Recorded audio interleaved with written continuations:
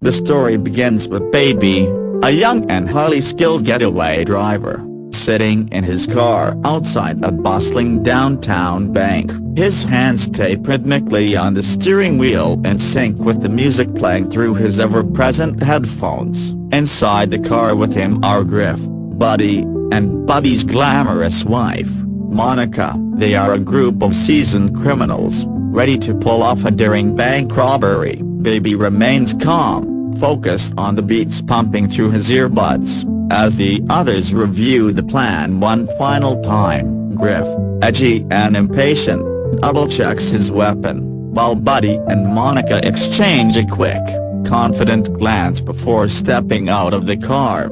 Baby stays behind, his eyes scanning the street for any signs of trouble as the trio enters the bank.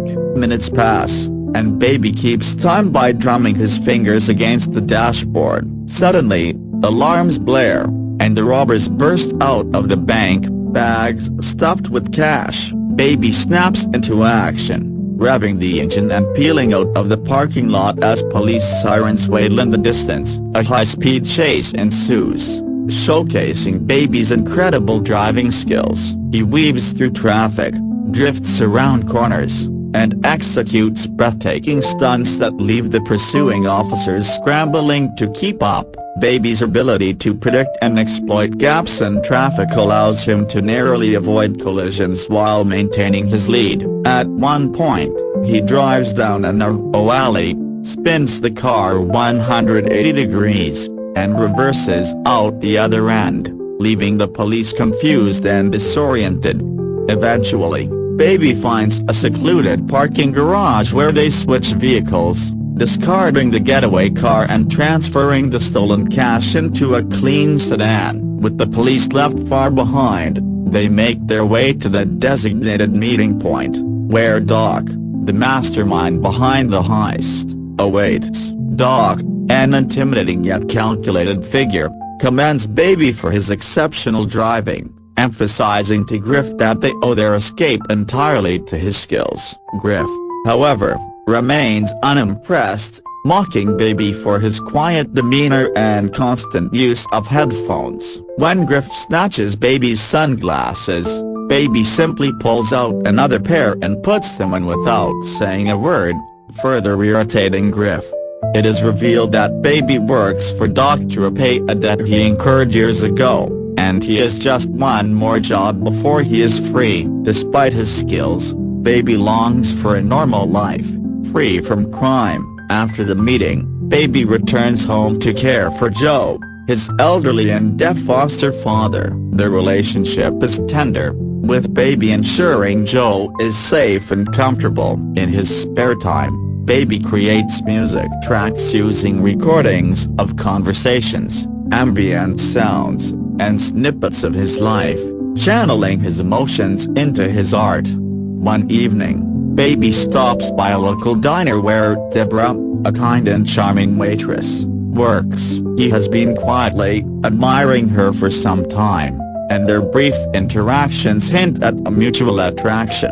Deborah's love for music and dreams of hitting the open road resonate with Baby, giving him hope for a brighter future. However, Baby's plans for a fresh start are derailed when Doc calls him back for another job. This time, Baby is paired with a new crew consisting of Bats, an unpredictable and violent thug, Eddie, a smooth talker, and J.D., a nervous rookie. Bats quickly grows suspicious of Baby, questioning his quiet demeanor and reliance on music. Doc intervenes, explaining that Baby suffers from tinnitus, a constant ringing in his ears caused by an accident, and uses music to drown it out. The heist unfolds, but things take a dark turn when Bats kills a security guard who tries to intervene. Baby, visibly shaken, still manages to outmaneuver the police and get the crew to safety. Afterward, Doc announces that Baby's debt is officially paid, and he is free to go.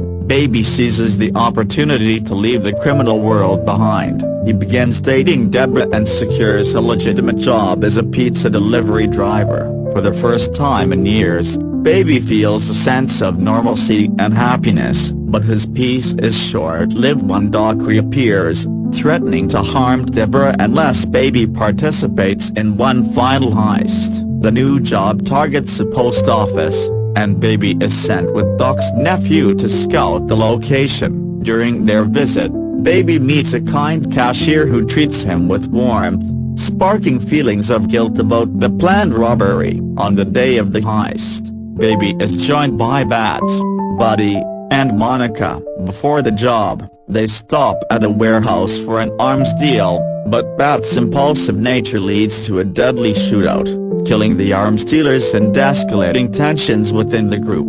At the post office, Baby's unease grows. He subtly tries to warn the cashier to leave, but the situation spirals out of control. Bats kills a police officer, pushing Baby to his breaking point. Unable to stomach the violence any longer, Baby deliberately crashes the getaway car into a truck, killing Bats in the process. With the crew in disarray, Baby attempts to flee, but Buddy and Monica pursue him. A chaotic shootout follows, resulting in Monica's death at the hands of the police. Buddy, devastated and enraged, blames Baby and vows revenge. Desperate to protect Deborah, Baby rushes to her side, and together they attempt to escape the city. However, Buddy tracks them to a parking garage, leading to a brutal confrontation. After a tense and violent struggle, Baby manages to overpower and kill Buddy,